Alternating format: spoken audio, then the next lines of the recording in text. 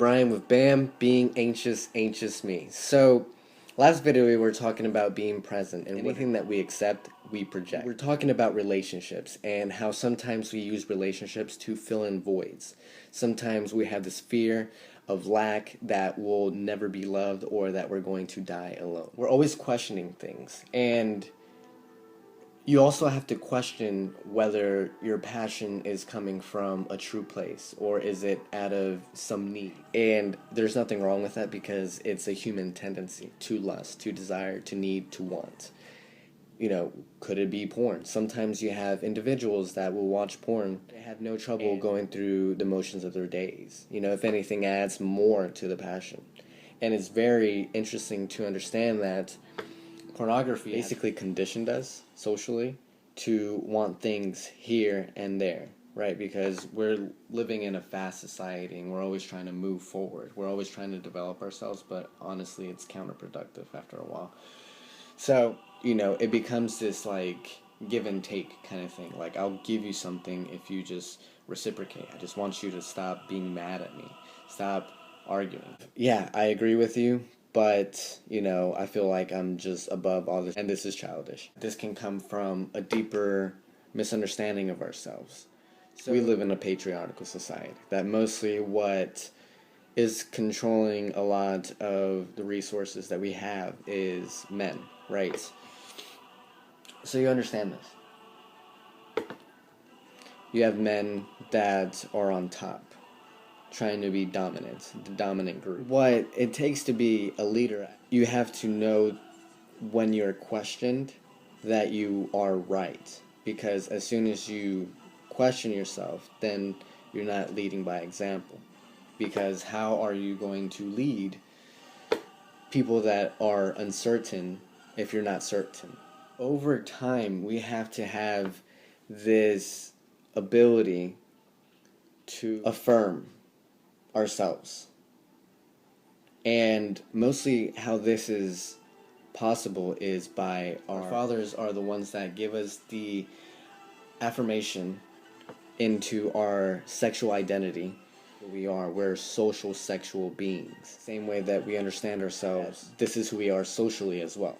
Being questioned after a while so much makes you question yourself. And that's mostly because through repetition, seeing things over and over again, we start to give meaning to things. Basically accepting what is imposed onto us, reaffirming our reality.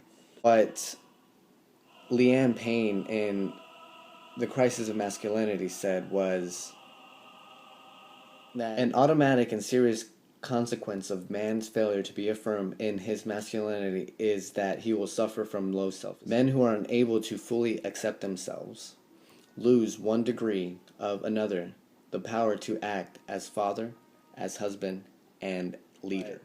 So we do as humans is always question, and that's how we learn, by questions. Now, Dr. Robert A. Glover wrote a book called No More Mr. Nice Guy. It was so intriguing how most oftentimes we unconsciously manipulate others for our own satisfaction. What he was describing as nice guys, or this nice guy syndrome, is basically unaffirmed males. These nice guys are soft males, unaffirmed males. With this is that because we impose this own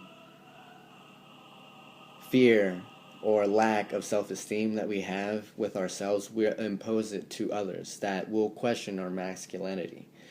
And what defies masculinity the most is the relationship with women, or the feminine of the relationship.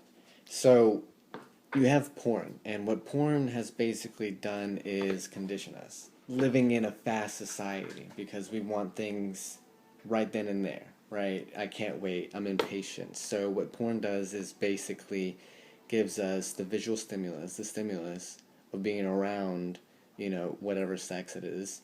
And next is, no resistance. So you're not rejected. So there is no shame behind it. You know, it's just like you can just have it then and there, and the exaggeration of what sex really is. Have this in mind while you're questioning what the relationship really is. Like, why can't you commit if that is a problem? Is it afraid to lose your freedom? Fear the relationship is going to end, that you don't want it to end. Next is whether the relationship is done. Sometimes people go into relationships and they just won't let go of it. You know, some abusive relationships, and that is going to be almost like filling a void. And mostly what we're doing is just like loving and learning, we go deeper and deeper. So it's whether you delve into these emotions or you resist. Same idea of presence and charisma. Now, this goes both ways. This has become a problem because what we have done in society is impose standards, right?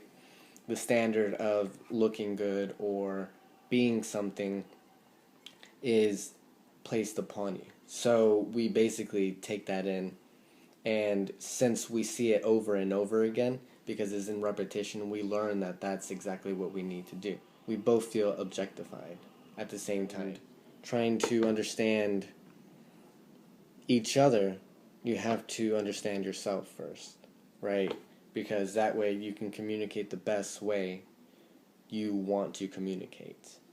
Because that's essentially what you want them to understand you. They want you to understand them. And it's always going to be a relationship. So, you know, as much as men can be manipulative, women can be manipulative as well. And just as men have trouble being passionate, women do too. And this is a simultaneous effect of being reaffirmed. Now, women are more affirmed than men because they will be taught by society that this is who they are. So, despite whether their father reaffirms them, society will. So, that can be healthy or it cannot at the same time, depending on whether you understand yourself. Passive aggressiveness to a lot of the things that you do. So, because it's so subtle, it's not honest. It's not out there. It's not out in the open. And because most people care what others think because we are a shameful society, they try to do it as subtly as possible.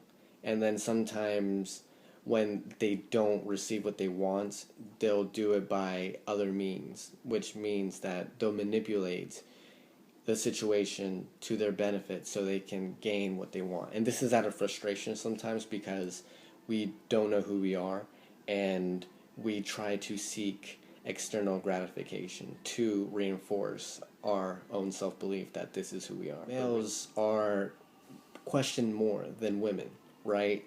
And they have to question their leadership, their parenting, whether they're a father in a relationship or by himself, and as a man at the same time. It's easier to fake confidence now than it was before, because when you were confident, you were brave and courageous, and you obviously had the correlation of being confident and being able to live. And now confidence can be faked for the most part. You can kind of emulate what it means to be confident, just like you would method act until you became that person. Same idea. So there's nothing wrong with faking confidence, but that always leads to a questioning of yourself, whether you really deserved something. And that happens along with women as well. And again, it's just different because we learn differently. With men feeling this lack of self-esteem, they'll project it onto women, and they will lack self-esteem, which simultaneously lashes out in the battle of the sexes. Smarter, who is more cunning, manipulative. The game is fun. And when it becomes always as games, you can't be real. because you're always playing the game. You're always playing the game. Try to conquest everything, and the way that we do it best is by finding a relationship, finding that other half to ourselves. And that's how we know that we have been successful, that we are on a conquest and we conquer. The Dalai Lama once said that there's nothing wrong with being proud. It's when it becomes too excessive and that you're stuck to that image, this image made by society. And that's the same thing when we start objectifying women, because they have this image of what is the standard of a beautiful woman. And it becomes difficult to communicate when people are being genuine and when they're not. You have to understand what kind of person you are so you can gauge what is necessary for your development as a person, as a human, and go from there. And what is necessary for you, what core value is what you value most. You have individuals that try to manipulate as well, just because they have settled for less. So that could be a question that you want to ask yourself, whether you want to be in this relationship at first, or are you settling for less for some apparent reason that you are fearful that you'll die alone. And this happens a lot, actually. So that could be one. To compare passion and love, right? They're two different things, but you can have different love and different passion. So I'm just going to categorize them together. And then it's almost like the sun. It burns like the sun.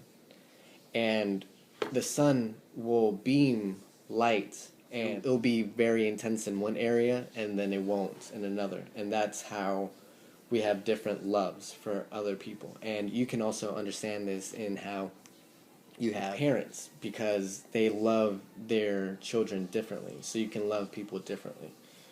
So you understand how you want to love a person is the same way that you want to love yourself around them. As humans, we're multifaceted.